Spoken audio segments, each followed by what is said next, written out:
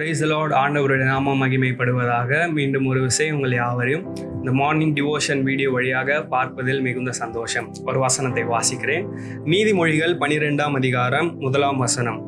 புத்திமதிகளை விரும்புகிறவன் அறிவை விரும்புகிறான், கடிந்து கொள்ளுதலை வெறுக்கிறவனோ மிருக குணமுள்ளவன். இந்த வசனத்தை நம்மால ரெண்டாக பிரிக்க முடியும். முதலாவது பாட்டு என்ன அப்படின்னா, புத்திமதிகளை விரும்புகிறவன் அறிவை விரும்புகிறான். ஸோ யாரெல்லாம் புத்திமதியை விரும்புகிறாங்களோ இஸ் ஈக்குவல் டு அவங்க அறிவை விரும்புகிறவர்கள். ரெண்டாவது பாட்டை பாருங்க. கடிந்து கொள்ளுதலை, அதாவது புத்திமதிகளை வெறுக்கிறவனோ இஸ் ஈக்குவல் டு அவங்க யார் அப்படின்னா மிருக குணமுள்ளவர்கள். இந்த காலை நேரத்தில் நீங்களும் நானும் எப்படிப்பட்டவர்களா இருக்கிறோம் என்று சிந்தித்து பார்க்க போகிறோம். நிறைய நேரத்தில் உங்களையும் என்னையும் யாராவது டிசிப்ளின் பண்ணணும், இல்லை யாராவது ஒரு ஒழுக்கத்திற்குள் நம்மை உட்படுத்தினால் நமக்கு அது பிடிக்கிறதில்ல. ஆனால் ஒரு விஷயத்தை நம்ம புரிஞ்சு கொள்ளணும். God is a God of discipline.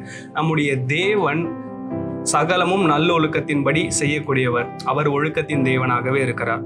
அப்போ அவருடைய பிள்ளைகளை அவர் டிசிப்ளின் பண்ண என்ன பண்றாரு அப்படின்னா விரும்புகிறார், ஒழுக்கத்திற்குள் உட்படுத்த விரும்புகிறார். அப்போ தேவன் என்ன டிசிப்ளின் பண்ண, என்ன ஒழுக்கத்திற்குள் உட்படுத்த நான் எந்த அளவுக்கு தாழ்த்தி அவருடைய கரத்துல கொடுக்கிறேன் அப்படிங்கிறத ஒரு பெரிய கேள்வி.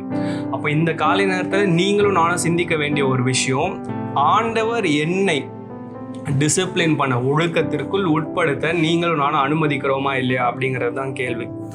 புத்திமதிகள், இந்த புத்திமதிகளை விரும்புகிறவன் அப்படிங்கிறப்போ காட்ஸ் கமாண்ட்ஸ் என்ன பண்ணியிருக்கு அப்படின்னா இந்த இடத்துல சொல்லப்பட்டிருக்கு. அப்போ தேவன் நமக்கு கொடுத்த நிறைய கற்பனைகள் உண்டு, கட்டளைகள் உண்டு. புதிய ஏற்பாடில் நம்ம சுவிசேஷ புத்தகத்தில் வாசிக்கிறோம். முதலாவது டு லவ் காட், தேவனை நேசிக்கணும். ரெண்டாவது டு லவ் ourselves, மூன்றாவது டு லவ் அதர்ஸ், நம்மை நேசிக்க வேண்டும், பிறரை நேசிக்க வேண்டும்.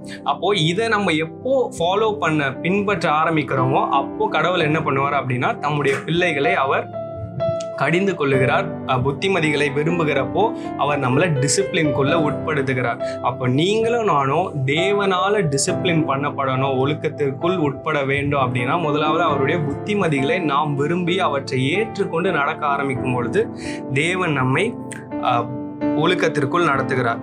இதை ஏற்றுக்கொள்ளாமல், இந்த புத்திமதிகளை ஏற்றுக்கொள்ளாமல் இருக்கிறவங்க யார் அப்படிங்கிறத ரொம்ப சிம்பிளா சொல்லியிருக்கு, மிருக குணம் உள்ளவர்கள். அப்போ இன்னிலேருந்து நீங்களும் நானும் எடுக்க வேண்டிய ஒரு முடிவு என்ன அப்படின்னா, நான் மிருக குணம் உள்ள ஒரு நபராக இருக்கக்கூடாது, ஆண்டவருடைய புத்திமதிகளை ஏற்றுக்கொண்டு அறிவை விரும்புகிற ஒரு மகனாக மகளாக நான் செயல்பட வேண்டும் என்ற ஆசையோடு ஒவ்வொரு நாளும் நாம் ஜெபிப்போம்.